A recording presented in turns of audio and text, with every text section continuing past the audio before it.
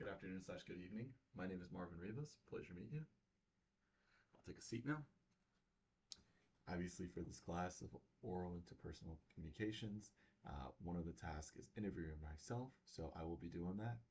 Throughout this time, I will be asking questions towards myself and then answering them. So the prompt will kind of look like that. So to start off, my name is Marvin Rivas. Is it a pleasure to meet you? So Marvin, can you tell us a little bit about yourself and your professional background? And thank you for taking time out of your day for this interview. Here at Thermo Fisher, we appreciate that. Could you tell us a little bit about yourself and your professional background? Well, thank you very much, prompter.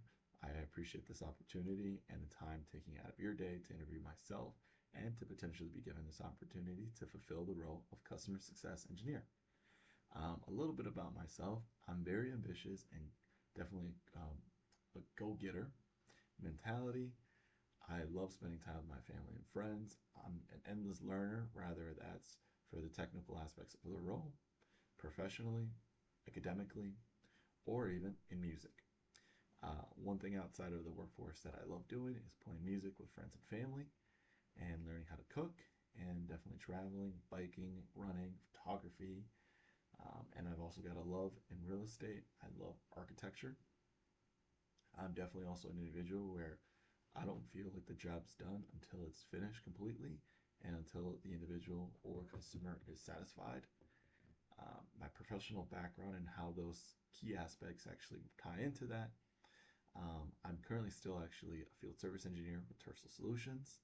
Not only that, but I also have an experience and background in real estate as well. I am a realtor and serve the Dane County area and also a little bit outside, and am licensed entirely in Wisconsin. I've been doing field service for about 3 years, and I've been doing real estate for about 5 years. Before that, I also was in the automotive industry.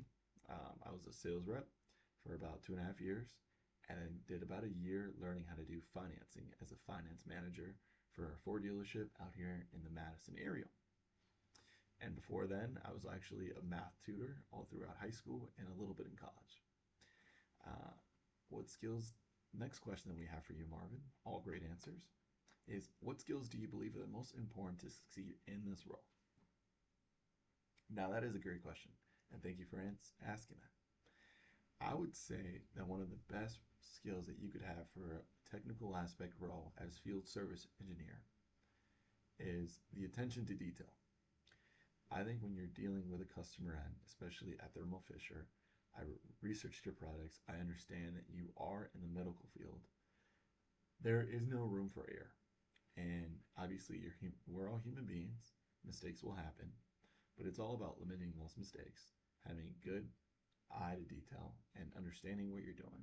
And most importantly, as well, if you don't know, being able to be vulnerable to asking questions and asking for help is really important. Not only that, but I also do think that the mentality of wanting more and wanting to understand and wanting to learn is crucial, especially in an industry such as in the healthcare. Things change rapidly.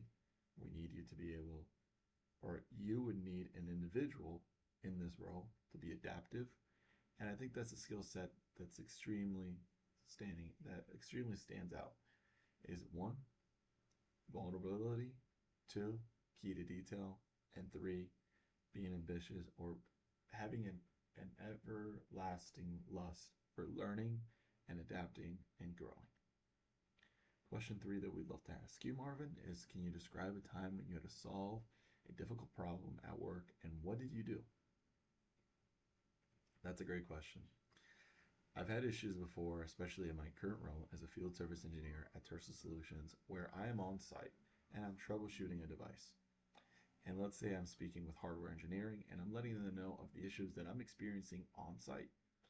Sometimes you don't have all the answers given to you, but the best thing that you can do if you don't know what's going on in this particular circumstance, I was troubleshooting a unit and had some electrical issues. The unit was not getting enough power. The wires were all bent up. It was shorting the circuit. It was not getting enough power. And at that point, what I decided to do best was reach out to different resources. I understood that at that time is of the essence. I am on site. I am at a hospital. I understand that I am not permitted there to be all day. In the OR, you are limited on the space, capacity, and time. So the best thing that I decided to do was project manage and reach out to different individuals in the organization that might help, give them a breakdown summary, devise a plan, figure out a solution, implement that solution, and act upon it. And then last and most importantly, resolve the issue. And that's what I ended up doing. We had wiring issues. I reached out to hardware engineering. I reached out to our project manager of our team. I reached out to the account manager. I reached out to the site contact, filled them all in of what was going on, devised a plan, set back forth, reflected on what needed to be done, changed what needed to be done, and resolved the issue. The next question that we have is, how do you prioritize tasks when you have multiple responsibilities or deadlines? Being attentive and understanding your time management is extremely important. And the way that I would answer that is I always jot things down on my notebook. That's a great way, just muscle memory. They say that if you write something 3 times down, you're more likely to remember. And I live by that. I truly understand that that is how you actually incorporate those deadlines, not just to your everyday life, but then you, by muscle memory, you kind of remember that. And it's one of those things too, where if you've got multiple things going on, different avenues, jotting down what you need to do first is literally going to build that foundation for that everlasting success. The next question that we have is, why are you interested in this position, Marvin? And what do you hope to accomplish in this role? Well, as I currently said, I am still at my current role at Tersa Solutions as a field service engineer. But I am looking for an opportunity to grow. So instead of being just customer success number 1, I'm looking to become customer success number 2. I saw that this role was posted on Thermo Fisher, and I would love to get the opportunity to expand my horizon, learn different markets, different skill sets, and most importantly as well, lead different teams, rather if it's here or somewhere else. And I hope to accomplish that and be able to provide a value to Thermo Fisher and this organization. And not only that, but I also be able to grow my resume. So those are all things that I would love to do and learn and grow. And I am available for any questions that you might have. And there's another question that I would love to ask from the book that's open-ended. It says, what are the accomplishments you're most proud of this year? I would have to say, reflecting towards the engineering role, I have grown a lot in my technical knowledge. And the next thing that I would love to do is actually be able to manage a hardware project.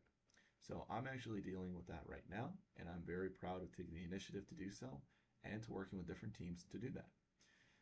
Personally, I ran the Milwaukee Marathon, which I'm extremely excited, or was extremely excited for and happy that I was able to do, but understood that it took a lot of grit, took a lot of commitment, and it's something that I enjoyed doing, and it brings me joy. So those are 2 things that I am very satisfied with my accomplishments. Is 1, on the actual professionalism, is initiating a project with hardware and being able to comply with